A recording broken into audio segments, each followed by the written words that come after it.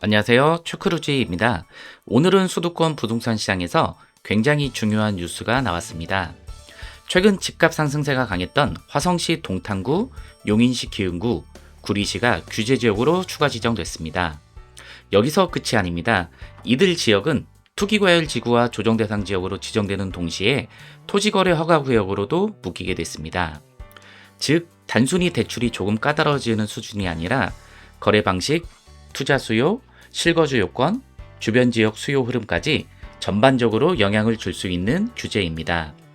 오늘 영상에서는 이번 규제의 핵심 내용, 동탄, 기흥, 구리, 부동산 시장에 미칠 영향, 그리고 앞으로 오산, 세교, 병점, 봉담 같은 인근 비규제 지역에 풍선 효과가 나타날 가능성까지 정리해 보겠습니다. 먼저 이번 규제 내용을 간단히 정리해 보겠습니다. 이번에 규제 지역으로 지정된 곳은 세 지역입니다. 화성시 동탄구, 용인시 기흥구, 구리시입니다. 이 지역들은 투기과열지구와 조정대상 지역으로 신규 지정됐고, 규제지역 효력은 2026년 7월 1일부터 발생하는 것으로 보도됐습니다. 또한 경기도는 같은 지역을 토지거래 허가구역으로 지정했습니다. 토지거래 허가구역 지정 기간은 2026년 7월 5일부터 2027년 12월 31일까지로 알려졌습니다. 중요한 점은 이번 토지거래 허가구역이 아파트 거래를 중심으로 적용된다는 점입니다. 쉽게 말하면 해당 지역에서 아파트를 거래할 때 관할 지자체의 허가를 받아야 하는 구조가 되는 겁니다. 이 규제의 목적은 명확합니다. 최근 단기간에 가격이 많이 오른 지역의 투기적 매수를 차단하고 실수요자 중심으로 시장을 안정시키겠다는 것입니다. 그렇다면 규제 지역이 되면 무엇이 달라질까요? 가장 먼저 대출이 달라집니다. 투기과열 지구와 조정대상 지역으로 묶이면 주택담보대출 한도, 다주택자 대출, 자금 조달 계획, 청약, 전매, 세금 등 여러 부분에서 규제가 강화됩니다. 특히 매수자 입장에서는 내가 실제로 대출을 얼마를 받을 수 있는지가 가장 중요한 문제가 됩니다. 기존에는 매수가 가능하다고 생각했던 금액도 규제 지역이 되면 자기 자본을 더 많이 준비해야 할 수 있습니다. 두 번째는 거래 심리입니다. 규제 지역으로 지정되면 매수자들은 일단 멈춰섭니다.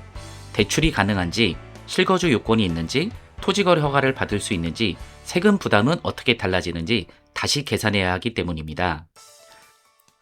세 번째는 갭투자 제한입니다. 토지거래 허가구역으로 묶이면 실거주 목적이 중요해집니다. 전세를 끼고 매수한 뒤 바로 임대하는 방식, 즉 갭투자 성격의 거래는 상당히 어려워질 수 있습니다.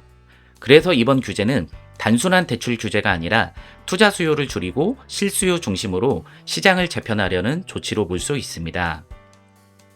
그렇다면 동탄, 기흥, 구리 시장은 앞으로 어떻게 움직일까요? 단기적으로는 거래량이 줄어들 가능성이 큽니다. 규제가 들어오면 매도자는 바로 가격을 내리려 하지 않고 매수자는 대출과 허가 조건을 확인하기 위해 기다립니다. 이 과정에서 시장은 관망세로 들어갈 가능성이 높습니다. 특히 투자 목적의 매수세는 위축될 수 있습니다. 동탄은 최근 경기 남부에서 가장 강한 상승세를 보였던 지역입니다. 삼성전자, 반도체 산업벨트, GTX-A, 신도시 인프라 이런 요소들이 결합되면서 매수세가 강해졌습니다. 기흥 역시 반도체 산업 기대감과 서울, 수원, 분당 접근성에 맞물려 관심이 커졌던 지역입니다. 구리는 서울 동북권과 가까운 입지 때문에 서울 대체 수요가 유입될 수 있는 지역으로 평가받아 왔습니다. 하지만 이번 규제로 인해 단기적으로는 거래가 줄고 일부 호가 조정이 나올 가능성이 있습니다. 다만 여기서 중요한 점이 있습니다. 규제 지역이 됐다고 해서 바로 가격이 급락한다고 단정짓기는 어렵습니다. 동탄, 기흥, 구리는 각각 산업, 교통, 서울 접근성이라는 실수요 기반을 갖고 있는 지역입니다. 따라서 앞으로의 흐름은 급락보다는 거래 위축, 관망세, 실수요 중심 재편으로 보는 것이 더 현실적입니다. 이번 규제에서 가장 중요한 관전 포인트는 인근 비규제 지역으로 수요가 이동할 가능성입니다. 부동산 시장에서는 특정 지역에 강한 규제가 들어가면 수요가 완전히 사라지기보다는 주변 지역으로 이동하는 경우가 있습니다. 이걸 흔히 풍선 효과라고 합니다. 동탄이 규제 지역으로 묶이면 동탄 아파트 매수를 고민하던 일부 수요는 주변 지역을 다시 보기 시작할 수 있습니다.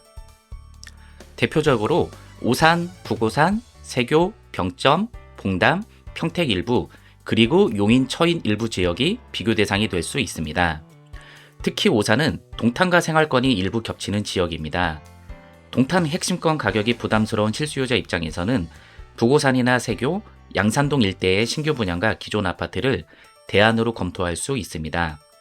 하지만 여기서 조심해야 할 점도 있습니다. 비규제 지역이라고 해서 무조건 오르는 시장은 아닙니다. 요즘 수요자들은 매우 계산적으로 움직입니다.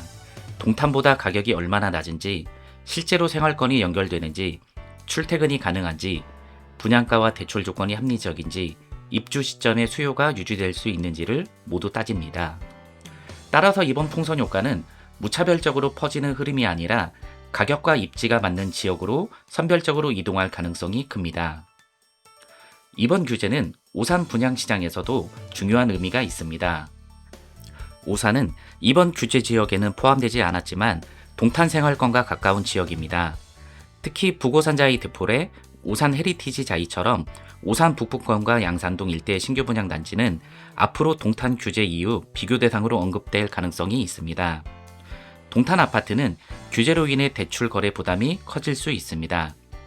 반면 오산은 상대적으로 비규제 지역의 유연성을 갖고 있기 때문에 실수요자 입장에서는 다시 검토할 만한 지역이 될 수 있습니다.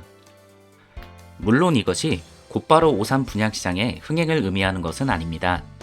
최근 청약 결과에서도 확인됐듯이 실수요자들은 분양가에 매우 민감합니다. 동탄 옆이라는 이유만으로는 부족합니다. 오산이 풍선 효과를 받으려면 분양가, 브랜드, 교통, 생활 인프라, 금융 조건이 함께 맞아야 합니다. 즉 앞으로 오산 시장의 핵심은 동탄 규제의 반사 이익을 받을 수 있느냐가 아니라 동탄 대체지로서 가격과 입지가 설득력 있느냐입니다. 앞으로 수도권 부동산 시장은 더 선별적으로 움직일 가능성이 큽니다. 규제 지역으로 묶인 동탄 기흥 구리는 단기적으로는 거래량 감소와 관방세가 나타날 수 있습니다.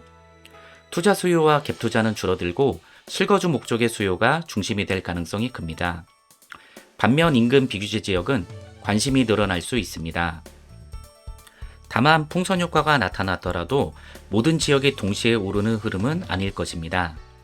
가장 주목받을 지역은 규제 지역과 가까우면서도 가격 부담이 낮고 생활권 연결성이 있고 신축 또는 브랜드 대단지 수요가 있는 곳입니다. 오산, 세교, 병점, 봉담, 평택 일부 지역은 앞으로 동탄 규제 지역 이후 비교 대상으로 계속 언급될 수 있습니다. 하지만 결국 시장을 움직이는 것은 규제 여부 하나가 아닙니다. 가격, 입지, 대출, 실거주 가치가 함께 맞아야 합니다. 정리해 보겠습니다. 동탄, 기흥, 구리의 규제 지역 및 토지거래 허가구역 지정은 해당 지역의 단기 매수세를 누르는 효과가 있을 가능성이 큽니다. 대출 규제와 허가 제도는 투자 수요와 갭 투자를 줄이고 시장을 실수요 중심으로 바꿀 수 있습니다. 동시에 인근 비규제 지역으로는 일부 수요가 이동할 가능성이 있습니다. 하지만 앞으로의 풍선 효과는 무조건적인 상승이 아니라 가격과 입지가 맞는 지역으로 선별적으로 나타날 가능성이 큽니다. 결국 2026년 수도권 부동산 시장의 핵심은 규제 지역이냐 비규제 지역이냐가 아니라 실수요자가 납득할 수 있는 가격과 생활권을 갖췄느냐입니다. 오늘 영상이 도움이 되셨다면 좋아요와 구독 부탁드립니다. 감사합니다.